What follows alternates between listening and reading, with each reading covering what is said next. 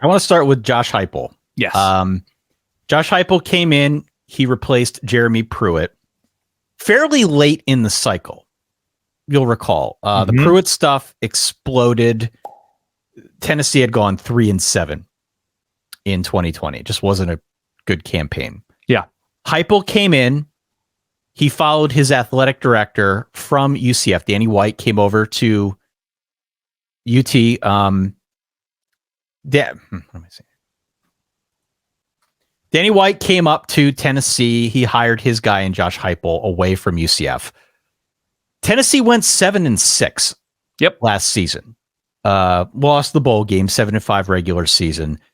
Second order wins, which is a statistic that I like to look at just to, I don't know, get Bill C's take on things. Second order wins had Tennessee as an 8-win team. Okay. Josh Heupel at Tennessee is a really interesting, I guess, starter case for us here, because that is a situation that I was not all that excited about. I didn't really know what to make of that hire to begin with. Right. Maybe it's because I didn't know enough about Josh Heupel. I don't know. But I think year one was very promising, right? Year one is very promising. As I look at the SP Plus final standings from Bill C, he's got Tennessee as a top 10 team.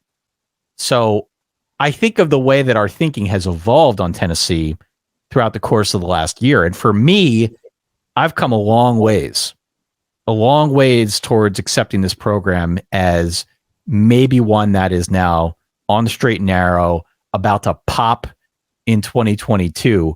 And definitely, I think beyond a shadow of a doubt, better now than it was when he first got there. Oh, yeah. Oh, absolutely. And it wasn't when you look at what Tennessee was able to do this past year, it was not a luck thing. They started off a little bit shaky, but it wasn't a crazy turnover margin year. It wasn't constantly playing teams with beat up quarterbacks or something like that. I think it was solid progress. And when you look at what Tennessee was able to do as it relates to the 2020 year, which again, grain of salt, they had the number 3 most improved defense in the country, number 3 most improved offense when it comes to points per drive, which is not surprising when you look at some of the fireworks that the Vols were able to generate. The defense was slightly worse, and with how they finished, winning 3 of 5, competitive for a stretch against Alabama, but ultimately the Tide run away, not competitive against Georgia, but certainly the Kentucky win, upon further reflection, certainly impressive. So I don't know how you come away anything but encouraged. And now look, it's Hendon Hooker, and he was kind of a pre-formed successful quarterback coming in to Tennessee in the portal.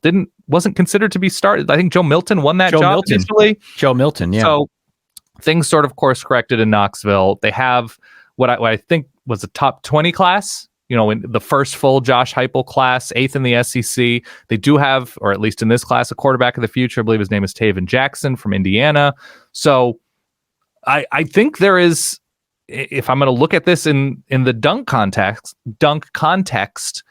that Josh Heupel is going to confidently, with especially how you look at how he throws the ball downfield, confidently go up for and succeed in dunking. It's not going to be the prettiest and most emphatic, but I think he can clear rim. Absolutely can clear rim and not make a fool of himself with all eyes on him like you did. Are you able to get rim? Were you ever able to get rim when you jumped? I think like grazing rim. Nothing that I could ever do that would be impressive to people. Like, because I'm taller than you too. So I was probably about 6 feet in high school, but with the ball in my hands, I was not soaring over people. It was like running super hard, unencumbered, holding nothing. I could maybe graze rim, or at least the bars supporting the rim coming down. That was about my limit. I could get net. Look at you. I could get net, and that was exciting. Yeah, of course. Josh Heupel, I think, can aspire to greater heights. There's a little bit of flash there. Yes. A little bit of flash there in the way he conducts his offense. I think we're going to see more of it in 2022. I'm excited about that. Yeah. I'm excited about that. The interesting thing will be in this marketplace, in this world, if Tennessee is a destination job for Josh Heupel in a world in which destination jobs don't exist, and that can be a difficult place to navigate. That if he gets an offer at a bigger place or a comparable place, because he doesn't have Tennessee roots, obviously going back to his time at Oklahoma, that didn't work out. It will be interesting to see if he carries them to an SEC East division winning place if he's long for Knoxville. But that's a terrific problem to have if you're a Vol fan. I see this situation as an alley-oop. And I'm not talking about a dunk contest grade alley-oop where there's a windmill or a behind the back or any kind of antics. I'm talking game used alley-oop, makes a break down the baseline, point guard throws it up, catches it mid-flight, two-handed dunk. So more of a specialized dunker. More of a specialized dunker, but there when he needs to be, able to throw it down if he has to. Okay. Not necessarily with the glitz and glamour that you'd expect of a dunk contest or even in the open floor, right? Right. Where you can do whatever you want. But I see it as an efficient dunk here. Sure. For Josh Heupel. A rim roller. Yeah, maybe because, and I didn't think this up because I just heard about the game, but efficiency really was the name of the game for this Tennessee offense. Yeah. Very efficient. So I see him as an efficient two-handed dunker, somebody who could definitely get to those heights.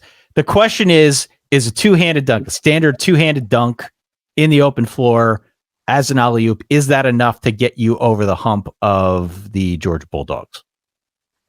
Like, you're not winning any dunk contests against Georgia. It is my opinion that Tennessee, to whatever extent, even having been blown out by the Dogs, have slightly or respectably closed the gap. It's still pretty wide. But what the SEC East has needed, with Florida's inconsistencies, with South Carolina falling off the map, with Kentucky looking good but kind of having a ceiling because of some poor offenses before last season, and now Liam Cohen's gone. The East and the top of the East, not necessarily winning the East, but that top group in the East has definitely kept a place warm for Tennessee. Yeah.